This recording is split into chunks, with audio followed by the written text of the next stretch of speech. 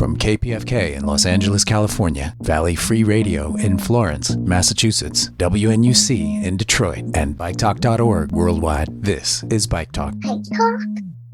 Welcome to Bike Talk. I'm Taylor Nichols. And I'm Nick Richard. Hey, Nick. Hey. We've been talking a lot about the ups and downs, the highs and lows of a bike trip like the one I'm doing.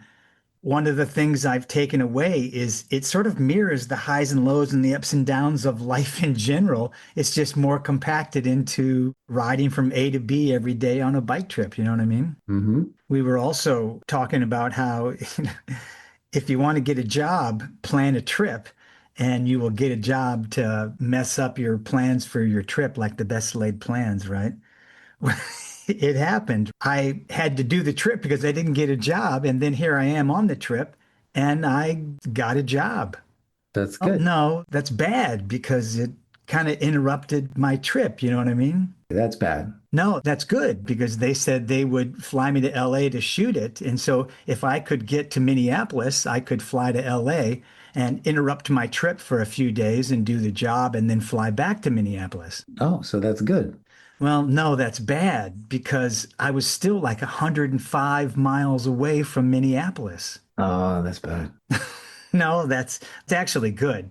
A friend of the show, Brett Mcgraw, who's been on the show a couple of times, said he would come out and meet me about 50 miles outside of Minneapolis and escort me into the city. Oh, that's good. Well, no, that's bad because it was still a long way and it was windy. And Brett and I didn't get into Minneapolis until after 10 p.m. at night when it was dark. That's bad. Well, no, actually, that's good because his wife, Laura, and his brother, Dylan, met us with dinner and cold beer. That's good.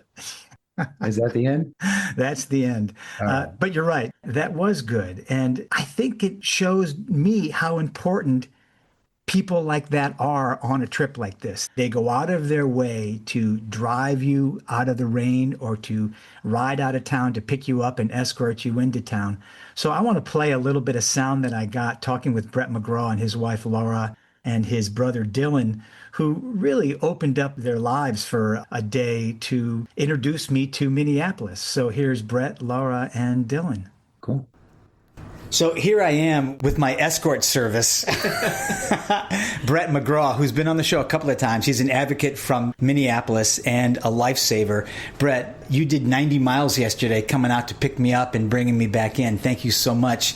What inspired you to do that, to leave work a little early and come out and rescue me? Well, when I was coming out to LA over 2 years ago now, and I reached out to you guys and I wanted to go for a ride. We were going to meet, go for a ride or get coffee, and then you had something else going on, so we couldn't get together. Right. And I'm like, I've wanted to meet you in person. We've talked now 3 times via Zoom, and I don't need, you can ask Laura, I don't need any excuse to go for a ride. To go for a bike ride, which is great because sometimes I do. It's like I have to run an errand. I have to go to the store. Yeah. Just anything for a bike ride. Well, Laura, your wife, and Dylan, your brother, were both so welcoming last night with bringing us dinner. Laura, how is it with you? You have an e-bike today when we did the tours.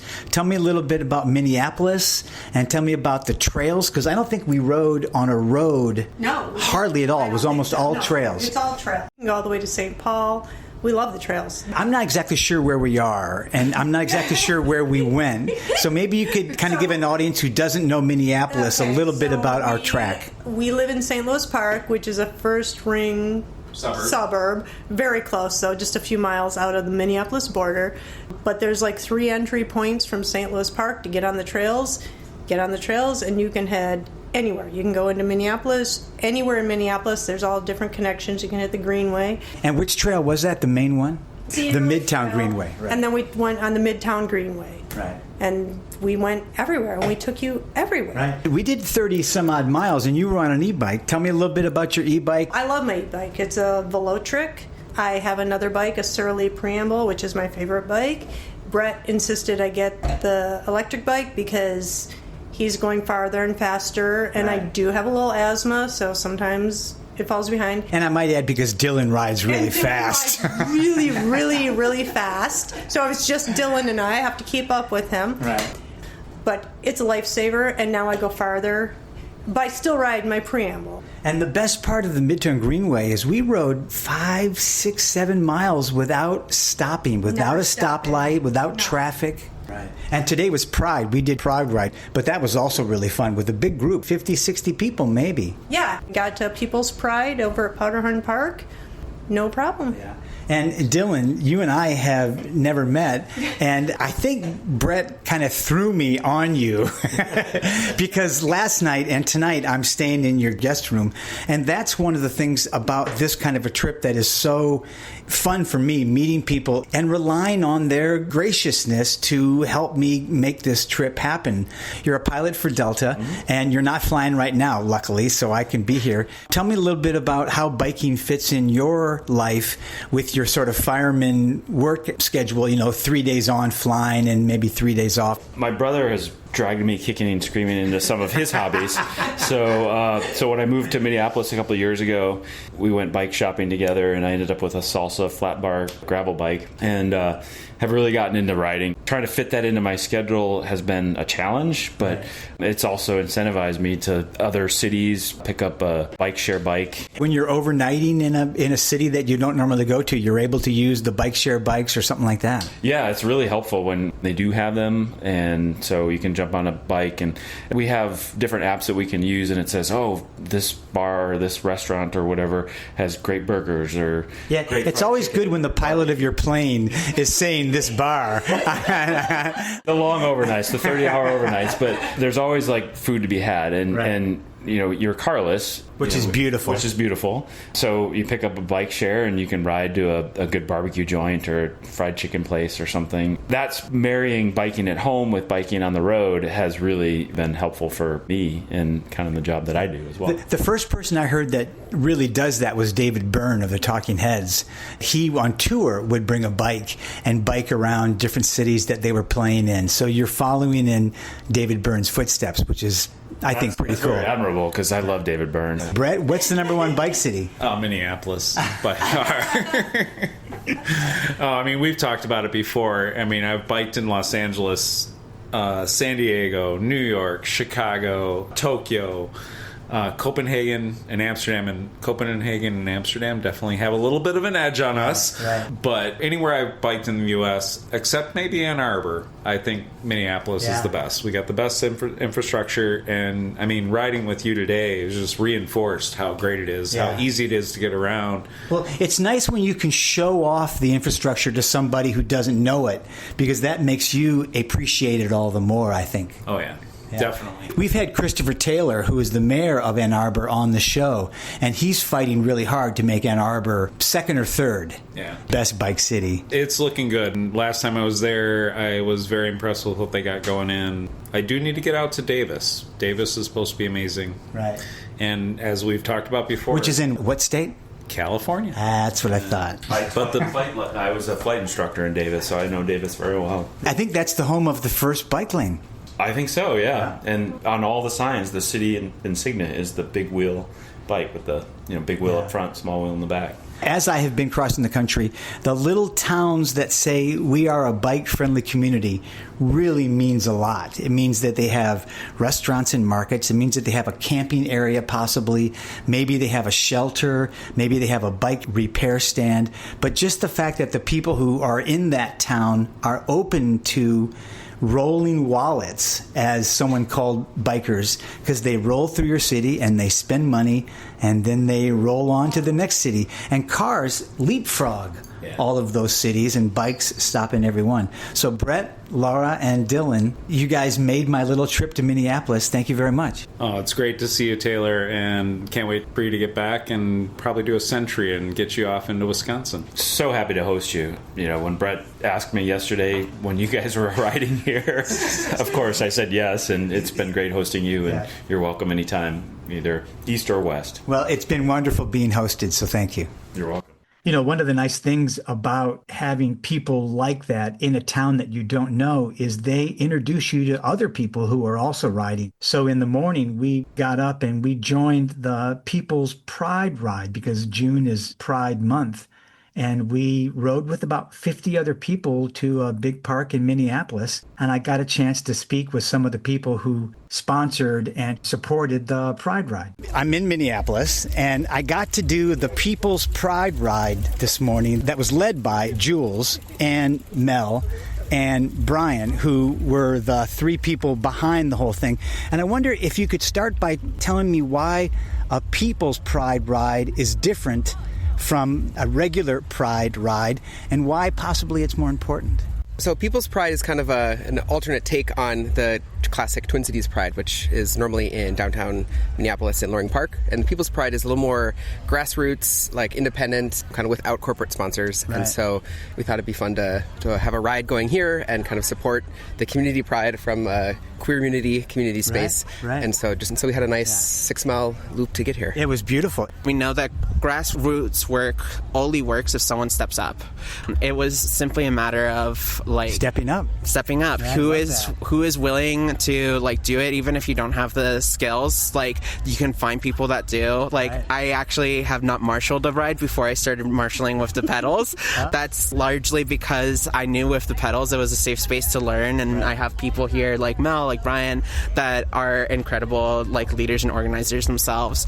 That's how I kind of came to do this. And as far as why I think a pride ride is important as well, is because we know that this grassroots work literally saved some of our neighbors, right? It kept during the ice raids and all of that. Correct. Right? Yeah, we talked with Brett Mcgraw during all of that. Yeah. And it was a pretty traumatic time for everybody, but I can imagine for people from Minneapolis even more so. Yeah, for sure. You said something at the beginning before we started the ride about how biking is such a part of creating a community, and I wonder if you could elaborate on that a lot, because that's what we believe at Bike Talk. Certainly. I mean, one of my favorite things of living in Uptown is that I literally walk out my door and see some of my best friends, right? The number of times I've run into Brian biking down Bryant, right.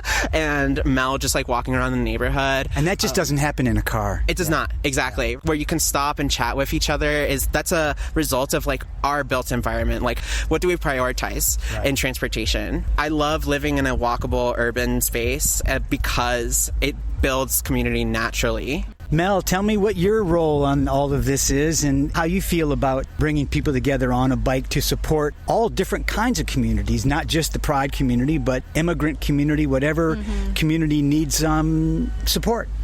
Yeah, I'm glad I got this question. Pedals was the kind of bike patrol group based in Uptown, but there's so many other... And Pedals is the name of the organization? Yeah, it's Pedals with a T instead of a D, but flowers and bike pedals, it's play on words. And as Jules kind of mentioned, we've kind of transitioned from doing more patrolling stuff to more group rides. But and when you say patrolling, you mean patrolling for ice that was in the neighborhood affecting your neighbors? Yeah, so during Metro Surge, in the heat of it in the winter, there was these signal group chats that were kind of neighborhood based, and you would get on this call and either you'd be walking around or you'd be driving.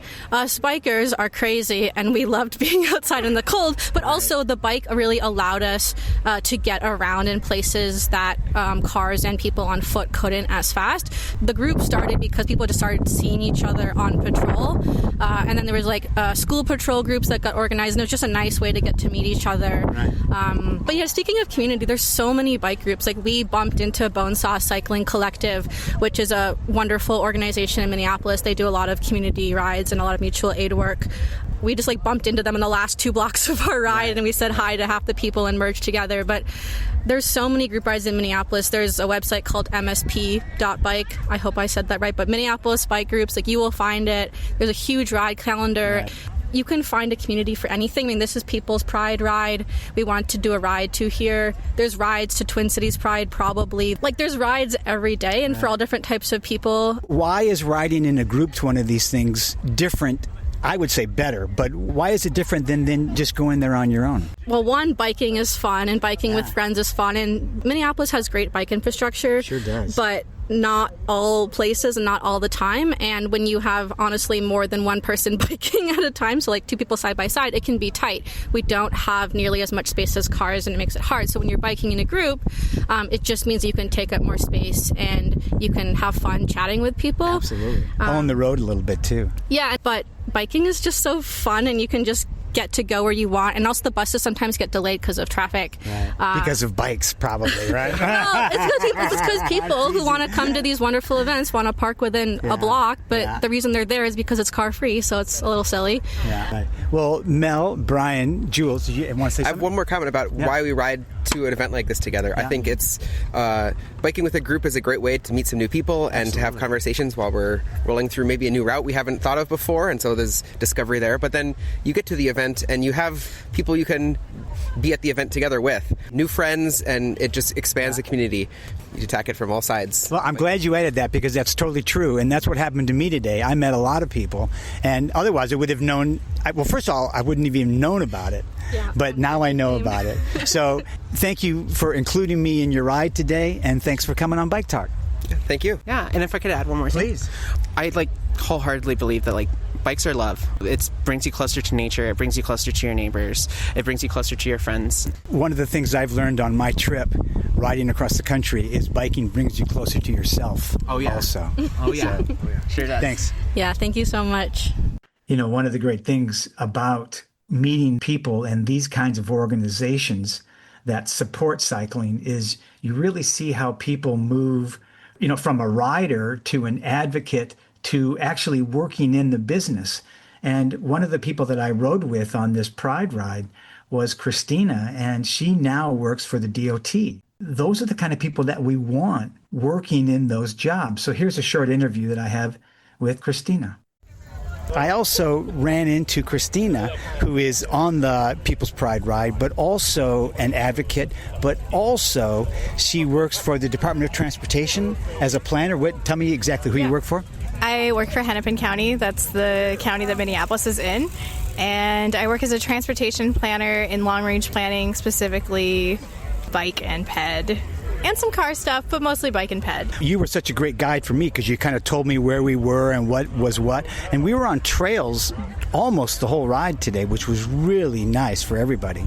Yeah, we got to use some of the, I would even call them historic trails around the lakes on Bede-Makaska and then Lake Harriet. And then we got to see the Midtown Greenway, which is a Rails to Trails project, probably one of the first huge projects within this part of the Midwest. Yeah, we've talked about that on our show before and about how important it is that even in Minneapolis, they plow it in the wintertime, which is great.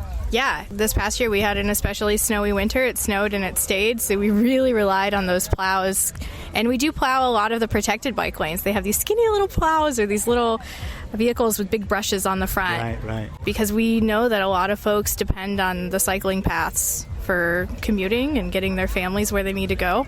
I'm a full-time cyclist all year round. No car, no problems. Yeah, you said you gave up your car a couple of years ago, and you don't miss it at all. I don't. The city and the county and the region is really, really set up in a way that we've made it possible that you don't need a car to survive, and you can even really thrive without having a car.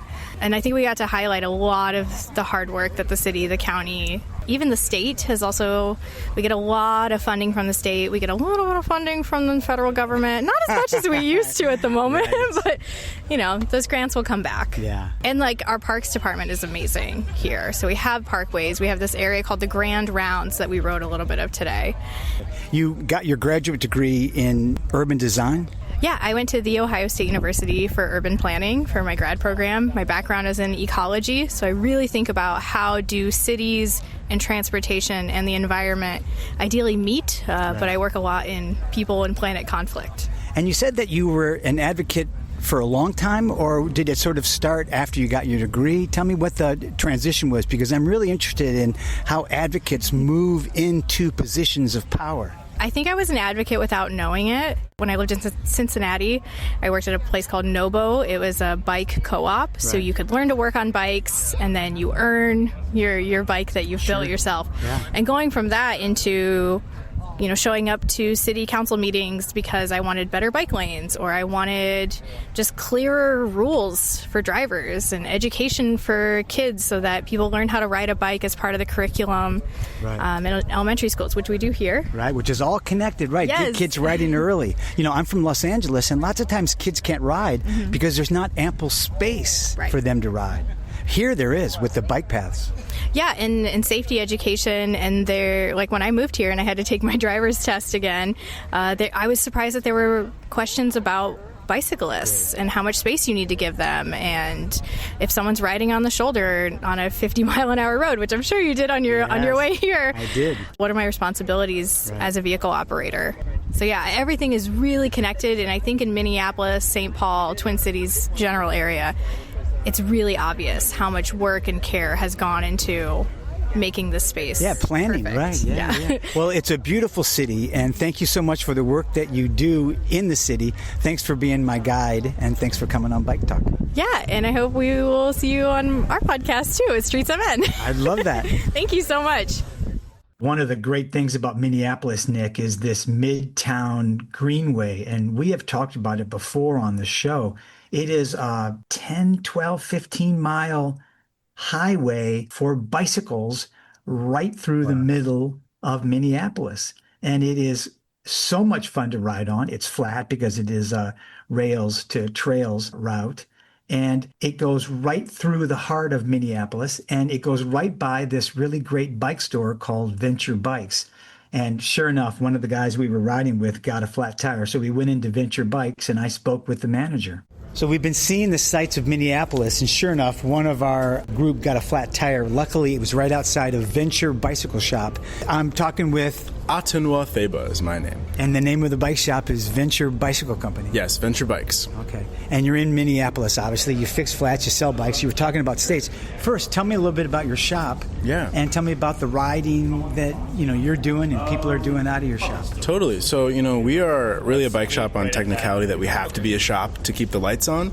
We ultimately try to be a community space for people doing whatever they do. So yeah, there's lots of tables out front, which was really nice. Yeah, and so it's a crazy mix of what we offer, right? We host community bike rides that are just about being outside in the community, exploring the city. We host group rides that do training and like performance-focused development. We also are just the local hub for several clubs and study groups and book clubs and all sorts of just super cool stuff.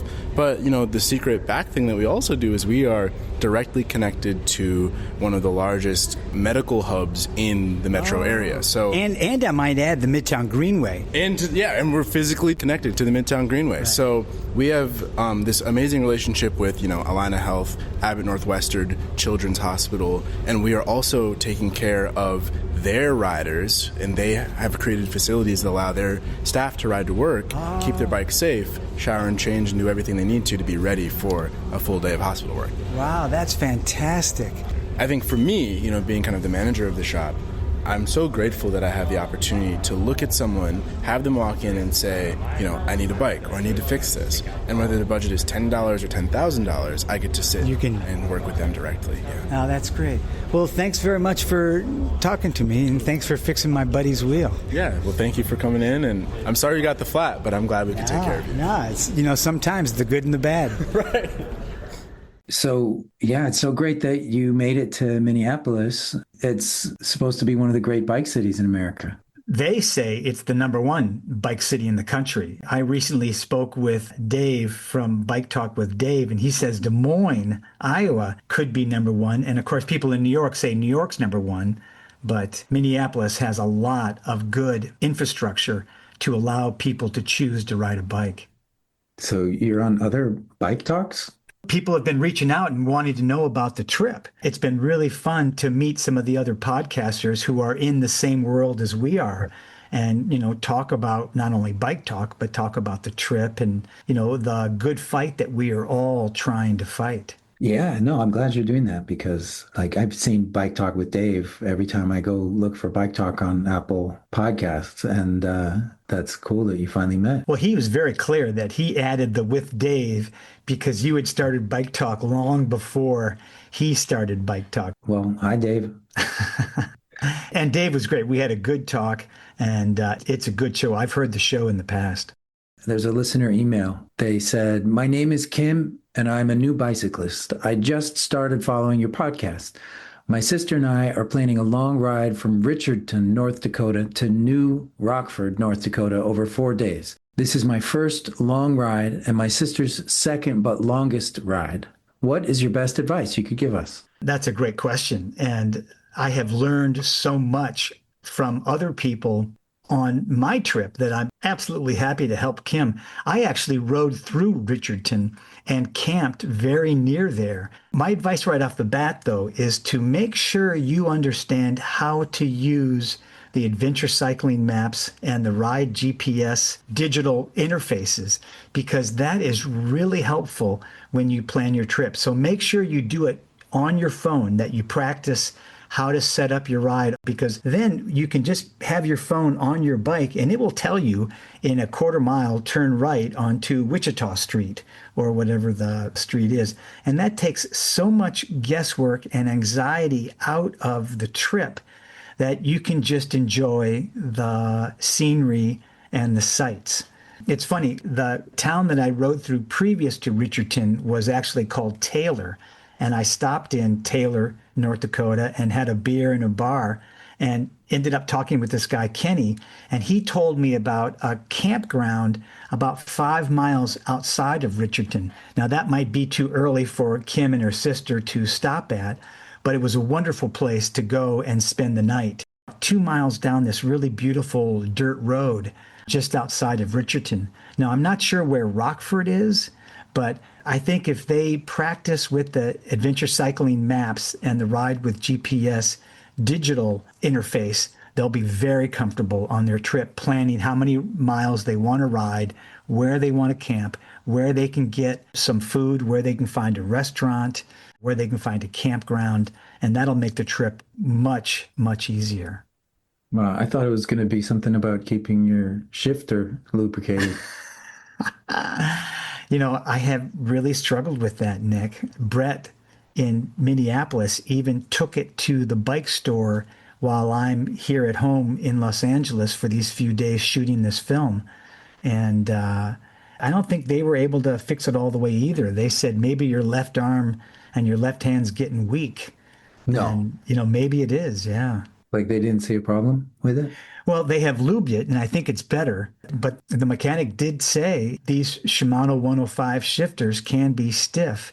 And maybe, you know, leaning on my hands for 8 hours a day on the handlebars day after day has possibly weakened my hand. I don't know. But my wife was concerned by that and said, hey, when you're back, let's go to the doctor. Oh, my God. I don't think it's serious. My left hand feels good. I don't know why the shifter would all of a sudden change and why I would all of a sudden lose any real strength in my left arm. But I want to thank Brett for taking it to the bike store while I was out of town for those couple of days. Thanks, Brett. And for Kimberly, that does seem like the best piece of advice, you know your route. And right.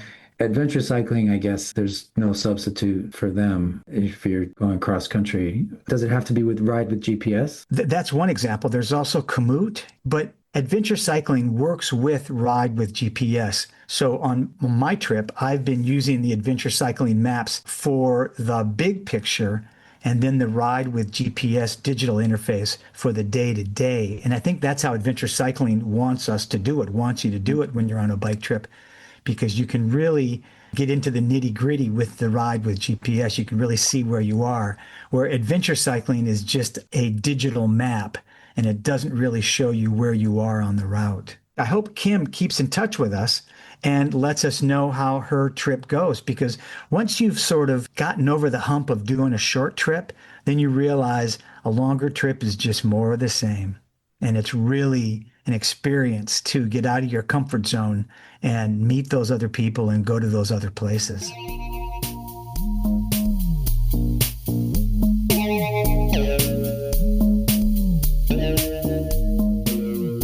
I'm Stacy with this week's news. The Carlsbad Police Department unveiled an online portal where residents can report unsafe e-bike riding by submitting photos, videos, and details about when and where incidents occurred. The reporting portal is the latest step in the city's broader effort. They recently adopted stricter regulations, including a minimum riding age of 12, helmet requirements for riders under 18, restrictions on e-bike use at 2 community parks, and authority for officers to issue 48-hour impounds for e-bikes when riders are caught operating them recklessly. No word on when a dangerous driver portal will open. Virginia and Arizona will be the first states to incorporate speed limiting devices for dangerous drivers. In Virginia, it will be required for drivers caught speeding over 100 miles per hour. In Arizona, it will be offered in exchange for license revocation for any dangerous driver. The Intelligent Speed Assistance Program will use GPS technology to monitor and restrict a vehicle's speed, with judges deciding on a case-by-case basis whether and for how long to implement the limiter. Offenders must cover installation and maintenance costs of the device, and tampering with it could result in a misdemeanor charge. These are 2 of 7 states that have signed Intelligent Speed Assistance into law. Maryland will come online in October, Illinois and New York in 2027, Georgia in 2028, and Washington State in 2029. Meanwhile, the District of Columbia has had this in place since 2024. Midwest Cyclery in Kansas City was the lucky recipient of a call from the Dutch national soccer team. They bought 17 bright orange bikes for their team to use while in town. Since Momentum magazine ranked the 16 World Cup venues by bike access, and Kansas City came in last place, Momentum used the methodology behind the Copenhagenize Index and the People for Bike City ratings. It isn't simply whether a stadium has bike racks or a nearby trail. Instead, the rankings consider the quality of the surrounding cycling network, the connectivity of bike infrastructure, proximity to city centers, and how comfortably an average rider, not just a fearless commuter, could reach a match. I'm Stacy with this week's news.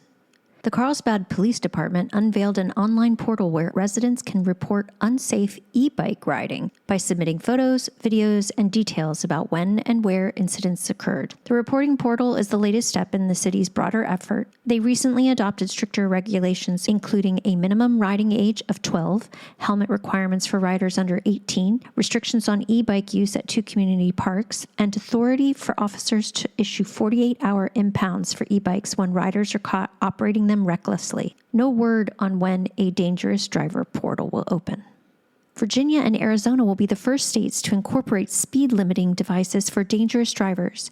In Virginia, it will be required for drivers caught speeding over 100 miles per hour. In Arizona, it will be offered in exchange for license revocation for any dangerous driver. The Intelligent Speed Assistance Program will use GPS technology to monitor and restrict a vehicle's speed, with judges deciding on a case-by-case basis whether and for how long to implement the limiter. Offenders must cover installation and maintenance costs of the device, and tampering with it could result in a misdemeanor charge. These are 2 of 7 states that have signed Intelligent Speed Assistance into law. Maryland will come online in October, Illinois and New York in 2027, Georgia in 2028, and Washington State in 2029. Meanwhile, the District of Columbia has had this in place since 2024. Midwest Cyclery in Kansas City was the lucky recipient of a call from the Dutch national soccer team. They bought 17 bright orange bikes for their team to use while in town. Since Momentum magazine ranked the 16 World Cup venues by bike access, and Kansas City came in last place, Momentum used the methodology behind the Copenhagenize Index and the People for Bike City ratings. It isn't simply whether a stadium has bike racks or a nearby trail. Instead, the rankings consider the quality of the surrounding cycling network, the connectivity of bike infrastructure, proximity to city centers, and how comfortably an average rider, not just a fearless commuter, could reach a match. We have an interview with Mark O'Connor with Families for Safe Streets about their new framework for autonomous vehicles. You know, we were talking with Jim Pocras a couple of weeks ago about that. So I'm curious what the framework is, and I'm curious what Jim might say about it when he comes back on the show. Yeah. So here's Mark O'Connor. This is Mark O'Connor, Policy Counsel for Families for Safe Streets. Families for Safe Streets is coming out with a framework for autonomous vehicles, which, among other things, would make safety standards that are comparable to the airline industry. That's what we are calling for and insisting upon, yes. AVs, autonomous vehicles, would have to be safer than human drivers in any environment and for all groups. Yes, and not just safer. What we're saying is that autonomous vehicles should be substantially safer than human drivers. The reason why we're saying that is the past 100 years of cars on our roads have been an absolute disaster. Right? We have more than 40,000 people killed every year in recent years. Over the past century, that has translated into more than 4 million people on U.S. roads that have been killed. And if we're purely setting parity with human drivers as what we require of AVs, we would essentially be accepting the status quo and the history of this carnage on our roads, which is what Families for Safe Streets exists to prevent. So Families for Safe Streets is an organization of survivors of traffic violence or families of people who were killed.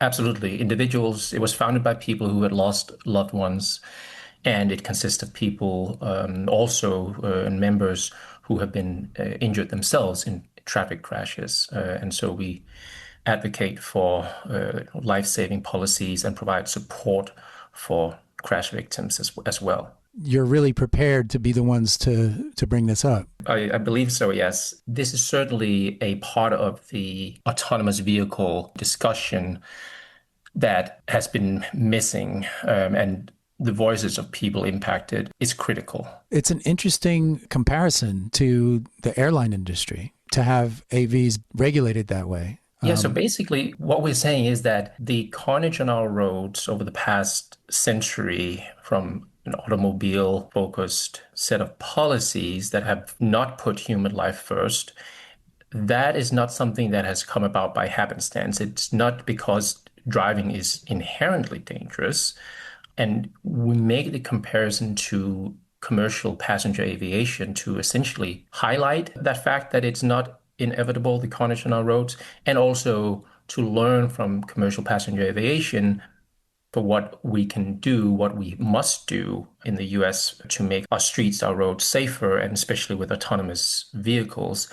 And so just to make the comparison to aviation today, aviation is not inherently safe. This is some kind of an argument that we often hear when we try to make this comparison between autonomous vehicles or driving and aviation. Airplanes fly across the US and across oceans through serious weather around the world, and here in the US achieve a safety record of essentially 0 passenger deaths in an average year. That's not inevitable. That is something that has come about through decades of focusing on implementing redundancy measures to layer your operations and your equipment kind of production with safety nets throughout, which is what we are adopting and applying here with the safe systems approach for autonomous vehicles. We know from cars on our streets and our roads in the US that the safety measures that have been implemented have often been implemented reluctantly by auto companies, from seatbelts to airbags to crumple zones. These were measures that were often opposed and were often criticized as being too costly or not worth it, but they were eventually implemented through advocacy from victims and others. And what we're saying is that we need to move from crash mitigation measures that react and try to mitigate harm after it has occurred to actually preventing crashes from happening in the first place, which is what we do with commercial aviation in the US. Presumably with AVs, it's more like a centralized operation. Like aviation, you don't have random people flying their own planes everywhere. No, and what we are calling for in this framework is that regulators certify where, when, and how AV companies can operate on our roads. We propose essentially a staged certification pathway that starts with AVs operating only in simulated environments and then moving through this staged pathway with kind of increased autonomy and having to meet increasing safety standards that we lay out in the framework as well. And so what we developed was this two-pronged gain and guard rule that says that where AVs operate, they must be substantially safer overall on average. And that's the first prong. And then the second prong is that AVs can never be worse in any single environment or condition. And all of this is compared to human drivers. So that's kind of the gain and guard rule, that we need to achieve gains. AVs have to be substantially safer on average when measured on crash injury and fatality rates compared to human drivers. And then the guard part is that we need to guard against these so-called edge cases of kind of catastrophic regression of AVs, where they suddenly do something that is wild. And for that part, we are saying that they can never be worse than a human driver in any of those areas in which they operate. So that's the gain and guard rule. And you can attach different levels of safety. We are saying that right now, we should not set the standard for the gain portion for AVs any less than 10 times safer than human drivers, which is based on current data. So that's the gist of the gain and guard rule. Yeah, there's another rule, the lawful AV. Yeah, so the lawful AV is a complementary framework to the gain and guard rule. So you could have an AV that and company that satisfies the gain and guard rule, but still engages in kind of unlawful driving on a regular basis, blocking the sidewalk, blocking the crosswalk, the bike lane, a host of unlawful behavior that doesn't necessarily result in immediate kind of measurable harm. And what we are saying is that regulators must have this lawful AV framework where for AV companies that accumulate a certain number of these instances of unlawful behavior, that it triggers an investigation. That investigation could lead to suspension. That suspension could lead to revocation of the AV company's certificate to operate.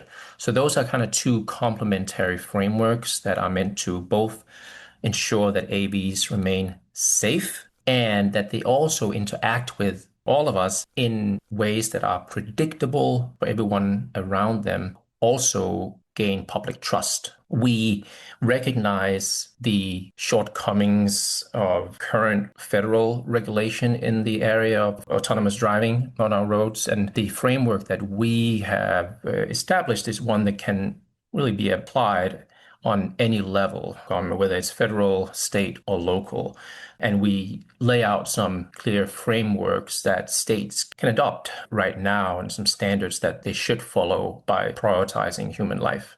I was going to say, if you leave it to the federal government, they don't like regulation, they don't like safety, really, I would say. So it might be regulated at the state or city level, but at least it's not going to be self-regulating like the tech people. They're not going to be policing themselves. No, to us, that's unacceptable. There are some helpful regulatory approaches that are happening in different places, but the self-certification by AV companies would be repeating the process that has existed in the US for decades, where auto companies self-certify, and then we rely on mass recalls of cars, some years recalls affecting more than 30 million cars, to kind of fix the problems afterwards. But we don't do that in aviation. In aviation, you have these rigid and thorough certification pathways that don't rely on recalls as the primary way to improve safety after harm has occurred.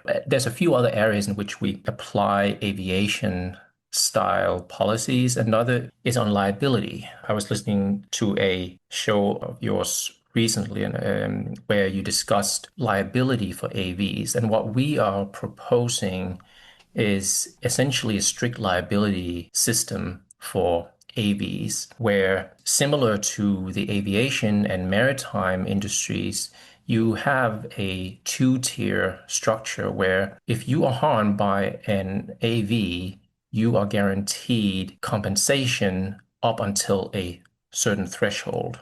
And that's kind of the first tier. And then beyond that threshold, there is an assumed liability essentially on the part of the AV company that they caused the harm, but it can be disputed by the AV company. It shouldn't just be the AV operator, Waymo or someone else, that is responsible. We should establish a pool compensation fund where all of the companies that are significantly involved in making and operating the AV, that they pay into that compensation fund, and then individuals who are harmed will be paid from that compensation fund. And then between themselves, the different companies afterward, they can figure out what liability between them should look like, how different levels that each company should pay into that compensation fund. And that really was motivated by the experiences of Families for Safe Streets members who will share the absolutely broken system of our insurance and liability today in the US, where if you are harmed, you have to navigate often years of litigation with various different parties that are involved. There can be different parts of the vehicle that could have failed. Can be more than one driver involved. All of those different challenges that can delay justice and compensation. And with an AV world, that's only going to be complicated many times over and extremely more complex. The current and kind of historic liability and insurance system doesn't work as it is, and it is terribly suited for an AV world. So that's why we are calling for an aviation style 2-tier liability with a pooled compensation fund. It sounds like a really smart model to look at aviation. We think so. And for your listeners, the entire framework is available on familiesforsafestreets.org. There's a whole lot more to it. It's an 80-page document. Indeed it is. Thank you so much for having us on. Thank you, Marco. It's great to talk to you and Families for Safe Streets. Thank you.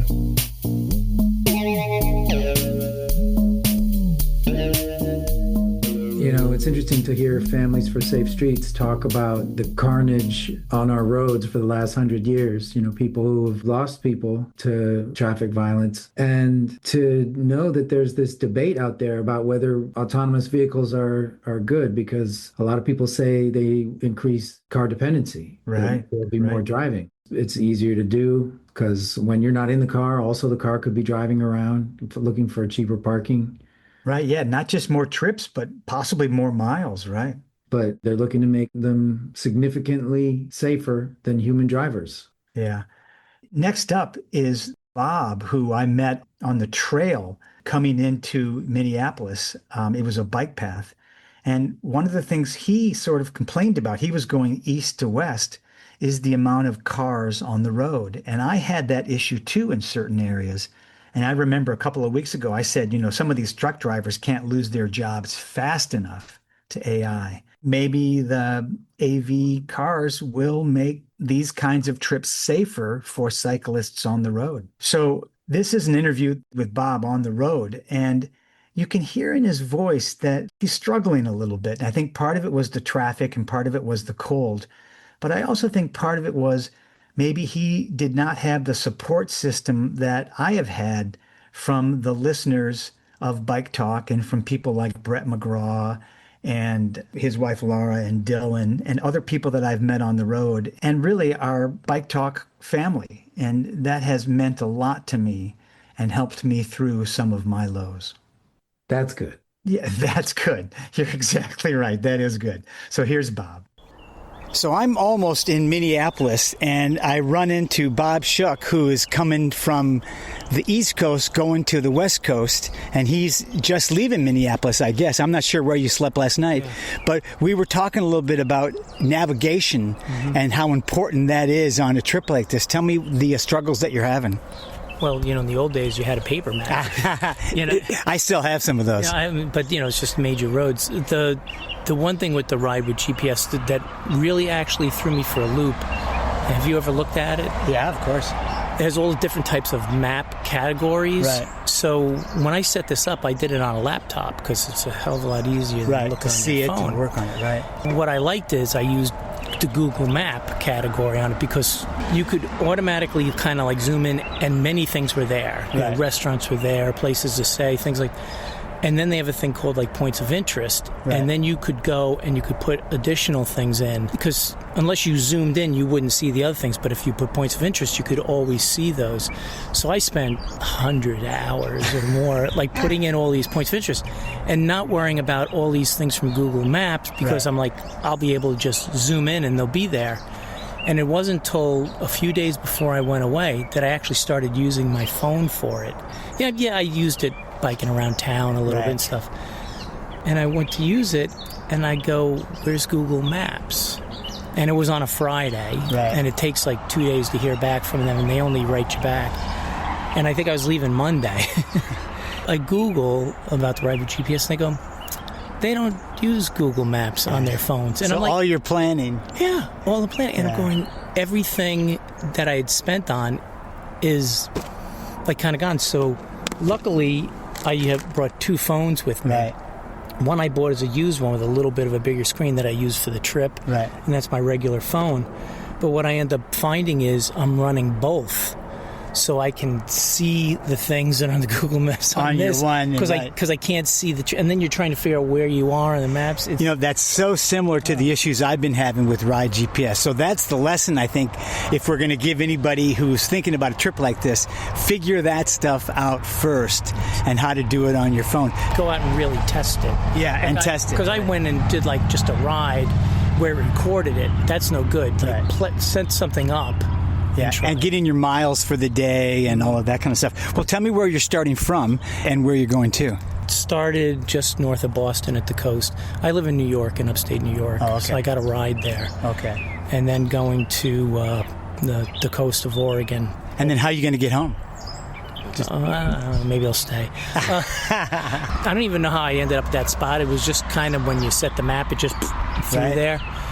There's a bike shop there. I talked to them a while ago. They'll box up. Sure. And I forget the company that does the shipping.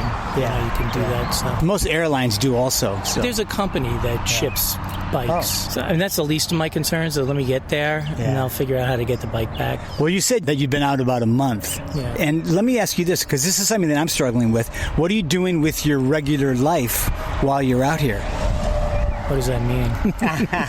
I mean, how are you handling your regular life? Are there people at home? Or Well, I retired a year and a half ago. But, there's a lot of thinking to do ahead of the game. Like, I've never been one who's, been too thrilled with all the internet and technology and stuff. But I spent the last year or so converting over like all my accounts and getting those things like set up so that things could get paid and things like that. Technically, my house is as hot as hell. Somebody went in it the other day and said it's all stuffy because there's nobody there. My kids are elsewhere. Sure. I try to handle what I can remotely. The one thing that I always have to tell people with this is like it's kind of like a 24-hour job. It is. It's not. It's like so much fun. I mean, every day there's at least 2 goddamn detours that go to nowhere. I doubled back today, went over 2 interstates and stuff to get back, hoping that trail will be open because they don't tell you where it'll be open. Right. You get up in the morning, you got to figure out you're going to get something to eat or get it later. I bring my bags. I take my bags off every night. Right. They're kind of a mishmash. You have to repack everything. Yeah. It takes forever. Packing's a problem, And then it's like, is the weight good? Is this good? Yeah. My brackets broke off my bag like one weekend. Wow. Okay. They're zip tied. Yeah.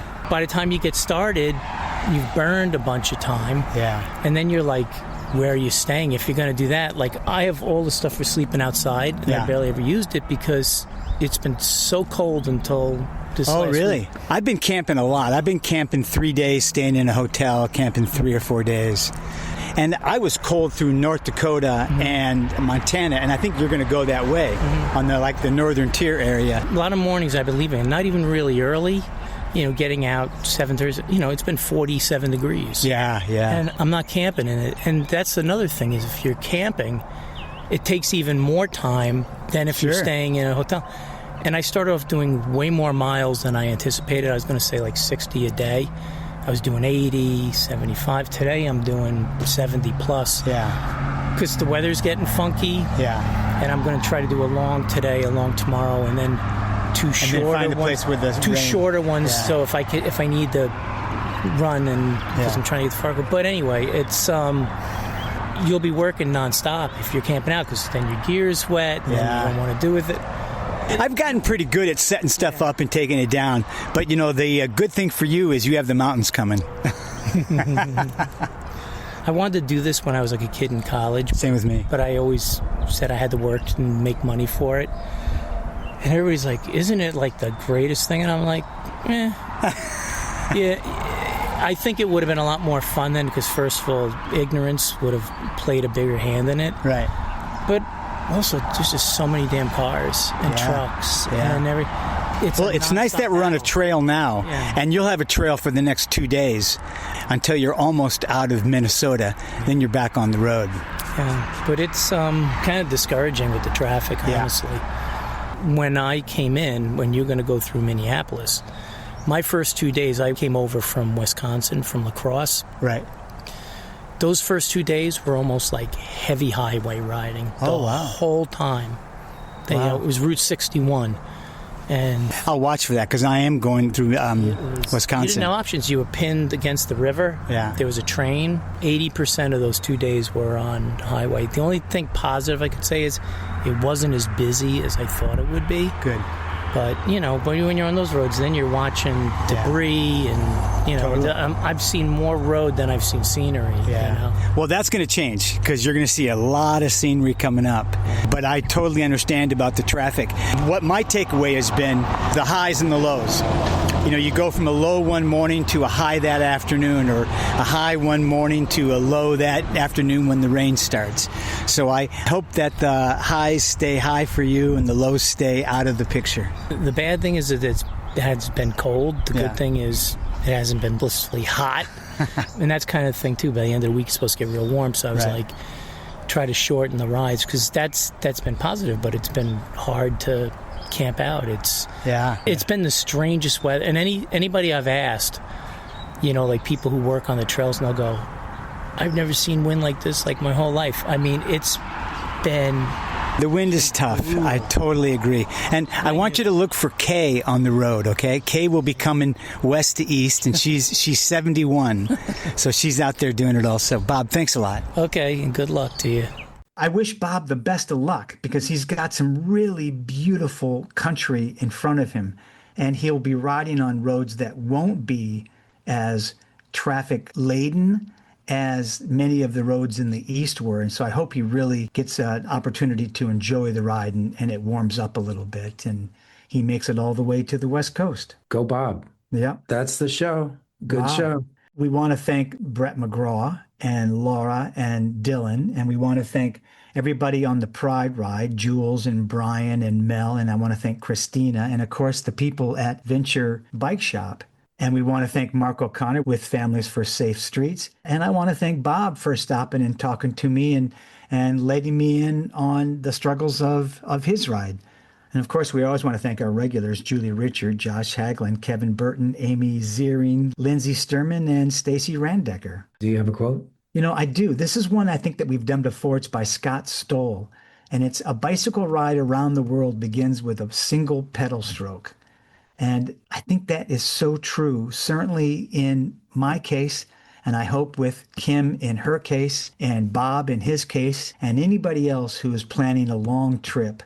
You just got to start pedaling. Thanks, Taylor. Ride safe. This episode of Bike Talk is sponsored by the law offices of Pocras and De Los Reyes, with offices in Los Angeles and Bakersfield and serving all of Southern California. Bike Talk is a project of CRSP and the Los Angeles Eco-Village Institute. And that was Bike Talk. If you have a story, a tip, or a topic, head over to biketalk.org and send us a message. Talk again next week. Got yourself a bike. Oh, got yourself a bike. Oh, got yourself a bike.